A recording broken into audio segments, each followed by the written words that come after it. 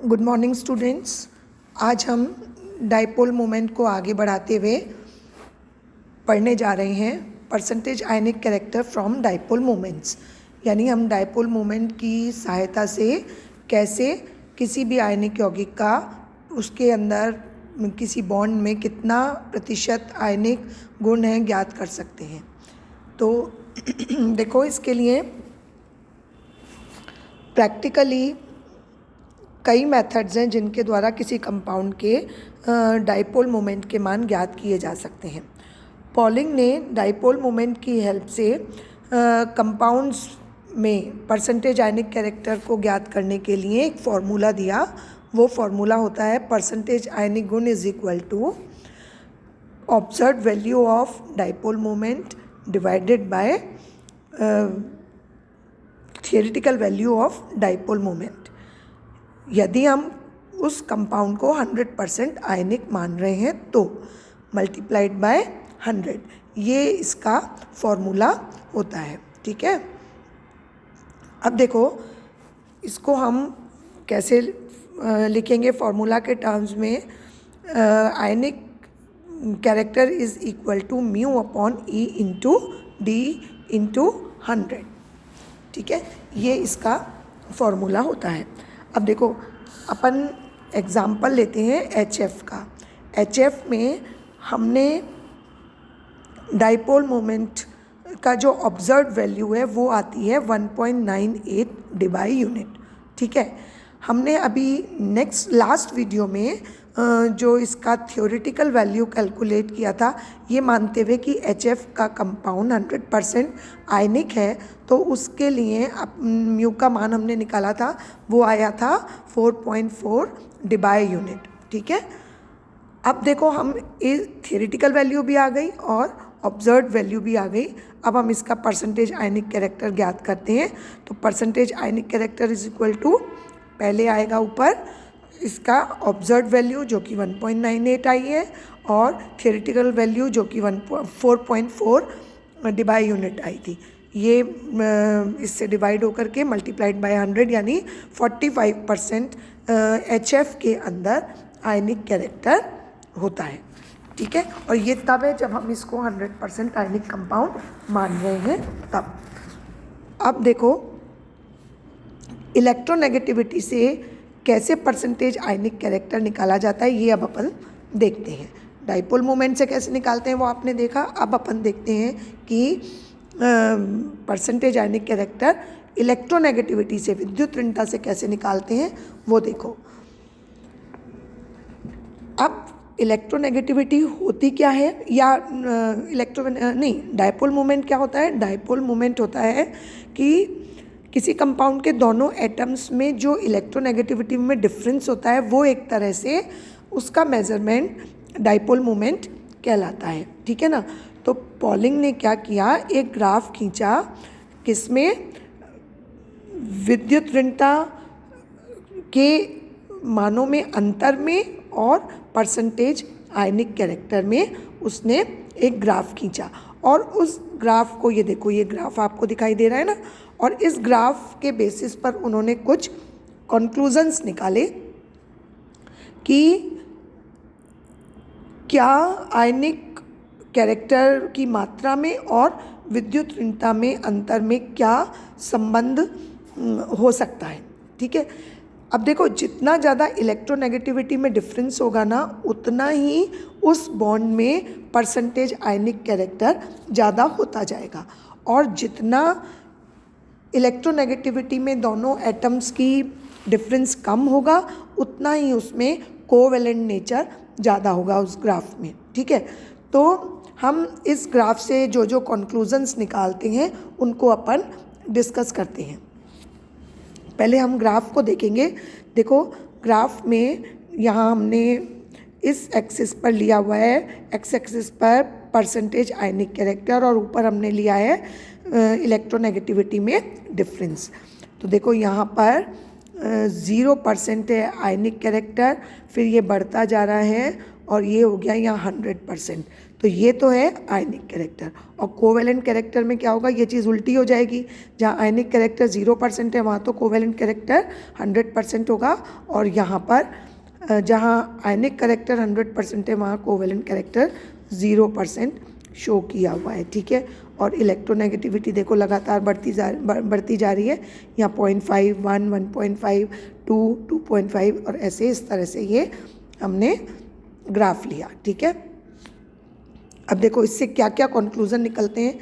पहला कंक्लूजन ये निकलता है कि कोई भी बॉन्ड 100% आयनिक नहीं होता, यानी कि 100% आयनिक बॉन्ड नहीं होता, उसमें कोवेलेंट कैरेक्टर होता ही होता है। अब देखो यदि दो एटम्स के बीच में इलेक्ट्रोनेगेटिविटी में डिफरेंस 1.7 है, ये देखो ग्राफ से आपको इलेक्ट्रोनेगेटिविटी में डिफरेंस एरो बना के शो किया है कि यहाँ पर इलेक्ट्रोनेगेटिविटी कितनी है 1.7, यानी ये दो एटम्स की विद्युत ऋणता में अंतर है ना। तो ये 1.7 यदि अंतर है तो इससे आयनिक कैरेक्टर कितना होता है 50%, यानी यहाँ पर आयनिक कैरेक्टर भी 50% है और कोवेलेंट कैरेक्टर भी 50% होगा। ठीक है, तो ये चीज़ हम ग्राफ से देख पा रहे हैं। इसमें थर्ड पॉइंट आता है कि कोई भी बॉन्ड 100% कोवेलेंट कब हो सकता है, जब उससे बॉन्डेड दोनों एटम्स की इलेक्ट्रोनेगेटिविटी में डिफरेंस 0 हो, यानी कि वो एक ही एलिमेंट के दो एटम हो तो ही वो बॉन्ड 100% कोवेलेंट होगा, यानी कि नॉन पोलर कोवेलेंट बॉन्ड होगा। ठीक है, अब देखो इस कर्व के बेसिस पर पॉलिंग ने एक इक्वेशन डिराइव की। वो इक्वेशन क्या है, percentage ionic character is equal to 1 minus e raise to power minus 1/4 फिर XA माइनस XB स्क्वायर। ठीक है, यहाँ XA और XB क्या है, ये A और B एटम की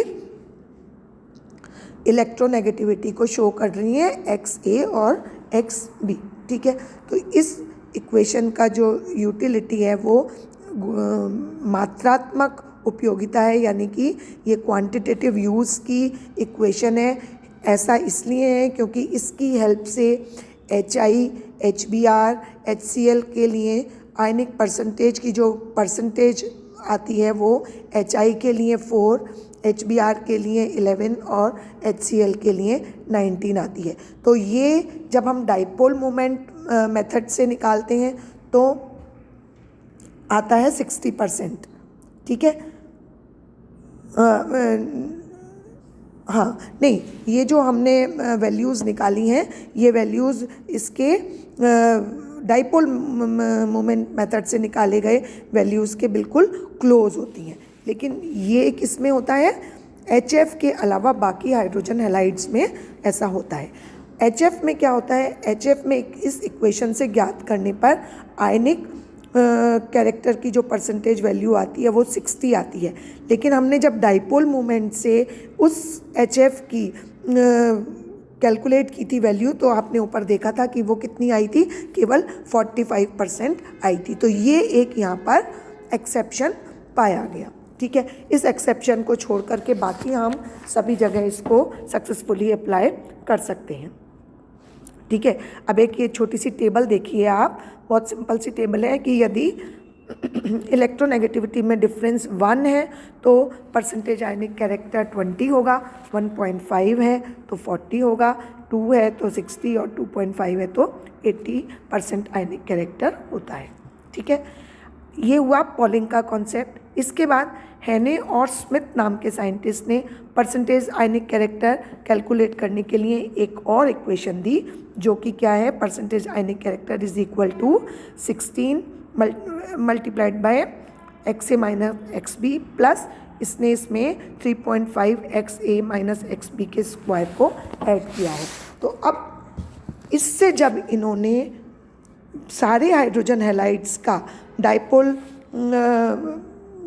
मतलब आयनिक कैरेक्टर को कैलकुलेट किया तो इन्होंने ये पाया कि इसमें HF की वैल्यूज़ भी थ्योरेटिकल और ऑब्जर्व वैल्यू जो आती हैं वो बराबर आती हैं। देखो ये प्रायोगिक रूप से आ रहा है 43.4 और ये आ गया यहाँ पर 43। ठीक है। तो बाकी तुम्हें सब में उस मेथड से भी आ रहा था, उस इक्वेशन से भी आ रहा था, पॉलिंग वाली से, लेकिन अब ये HF में जो कमी थी उस इक्वेशन में HF के लिए, वो यहाँ पर भी दूर हो गई और इसमें हेने और स्मिथ के इक्वेशन से यहाँ पर हमको दोनों ऑब्जर्व्ड और थियोरेटिकल वैल्यूज़ इक्विवेलेंट मिल गई। ठीक है, तो ये हमने देखा सारा dipole moment of diatomic molecule. अब हम चलते हैं dipole moment of polyatomic molecules. Poly मतलब मैनी और एटम मतलब एटम्स हैं, तो यानी जिसमें अभी तक जो हम मॉलिक्यूल्स पढ़ रहे थे वो कैसे थे, डाई एटॉमिक थे, यानी कि एक ही उनमें कोवेलेंट बॉन्ड मौजूद था। लेकिन अब यदि पॉली एटॉमिक मॉलिक्यूल की हम बात करते हैं तो उसमें एक से ज़्यादा कोवेलेंट बॉन्ड होते हैं।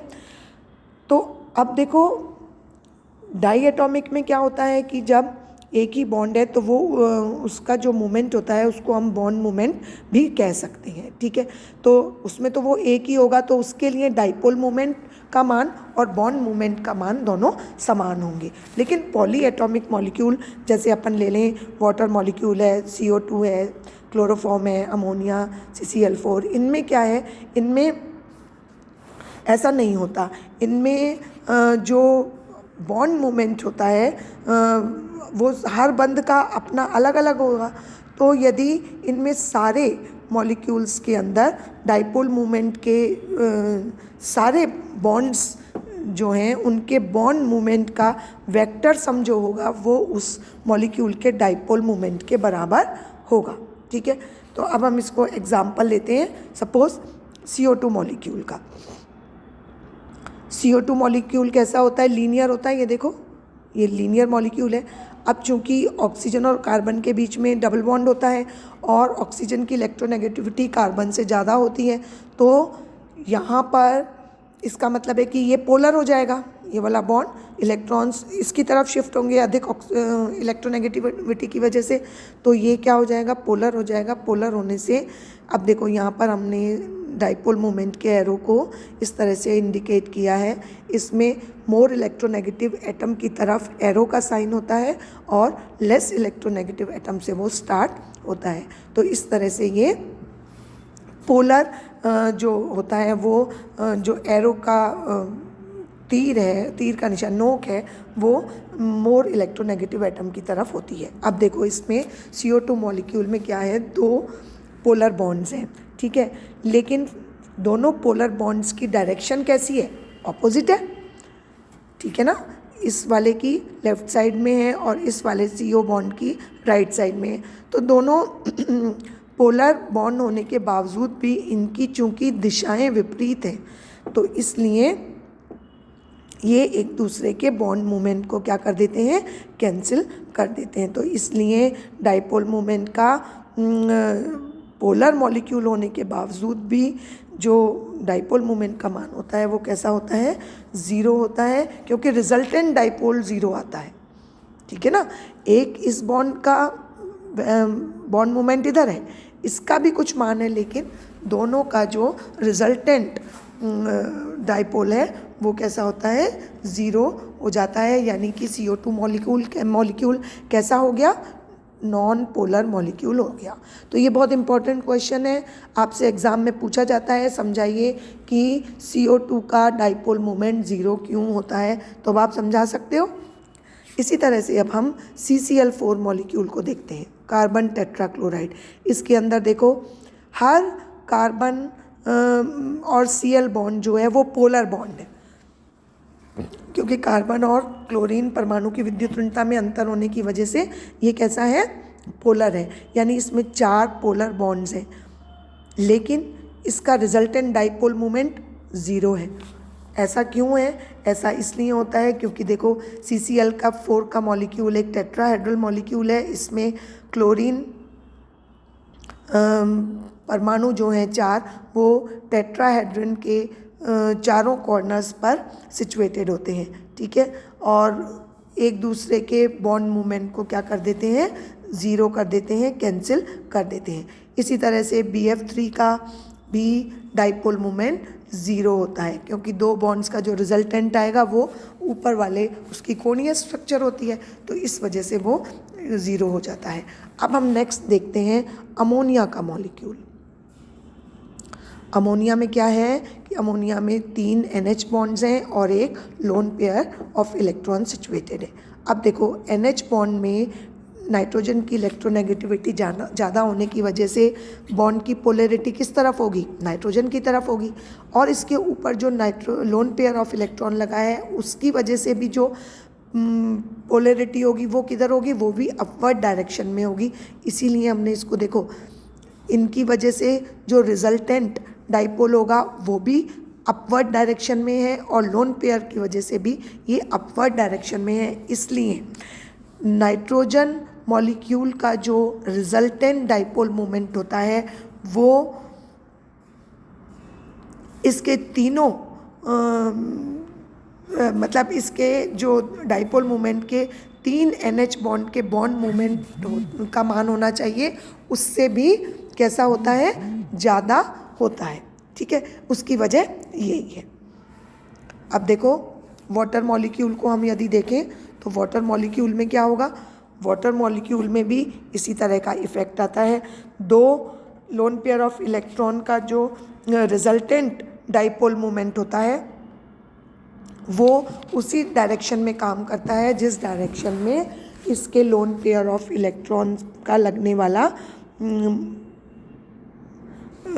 मोमेंट काम करता है। ये देखो, ये भी अपवर्ड डायरेक्शन में आ रहा है और इससे जो रिजल्टेंट आएगा वो भी अपवर्ड डायरेक्शन में लगेगा, यानी कि इसमें भी जो वाटर मॉलिक्यूल का रिजल्टेंट मोमेंट होता है वो दो पोलर HO बॉन्ड के उससे ज़्यादा होता है, डाइपोल मोमेंट से ज़्यादा होता है। अब हम एग्जांपल लेते हैं NF3 मॉलिक्यूल का। अब देखो NF3 मॉलिक्यूल में क्या है कि नाइट्रोजन एटम से 3 फ्लोरीन परमाणु जुड़े हुए हैं। फ्लोरीन और नाइट्रोजन में फ्लोरीन की इलेक्ट्रोनेगेटिविटी ज़्यादा होती है। ठीक है, तो इलेक्ट्रोनेगेटिविटी ज़्यादा होने से इसकी पोलैरिटी किसकी तरफ होगी, फ्लोरीन की तरफ होगी, और एरो का निशान भी फ्लोरीन की तरफ जैसा डायग्राम में दिखाया हुआ है शो किया गया है। ठीक है ना। अब यहाँ पर जो रिजल्टेंट डाइपोल मोमेंट आएगा उसकी डायरेक्शन कहाँ है, डाउनवर्ड्स है। ठीक है, लेकिन नाइट्रोजन पर उपस्थित जो लोन पेयर ऑफ इलेक्ट्रॉन है उसकी डायरेक्शन कहाँ है, अपवर्ड है। तो ये दोनों क्या होंगे, बराबर और विपरीत दिशा में होने के कारण NF3 का रिजल्टेंट डाइपोल मोमेंट का मान कितना हो जाएगा, 0 हो जाएगा। तो ये उस केस का एग्जाम्पल है जहाँ पर कि लोन पेयर ऑफ इलेक्ट्रॉन और bond pair of electron opposite direction में काम करते हैं। तो ये चीज़ आपको अच्छी तरह से अब समझ में आ गई होगी। ठीक है, अब देखो एक नज़र इस टेबल पर भी हम मारते हैं। इस टेबल में देखो ज्योमेट्री, यहाँ तो टाइप ऑफ मॉलिक्यूल दे रखा है, यहाँ ज्योमेट्री दे रखी है और यहाँ डाइपोल मोमेंट दे रखा है और फिर एग्जाम्पल दे रखे। तो अब आप ये यदि पढ़ोगे ढंग से इस टेबल को तो आपको समझ आ जाएगा कि किस किस ज्योमेट्री में किस वजह से डाइपोल मोमेंट का मान 0 है और या फिर उसका कुछ ना कुछ मान अवश्य होता है। ऐसा क्यों होता है, अब ये आप अच्छी तरह से समझ गए। यानी कि हम ये कह सकते हैं कि जो पूरी तरह से सिमेट्रिक मॉलिक्यूल्स होते हैं उनके डाइपोल मोमेंट के मान 0 होते हैं। Thank you so much.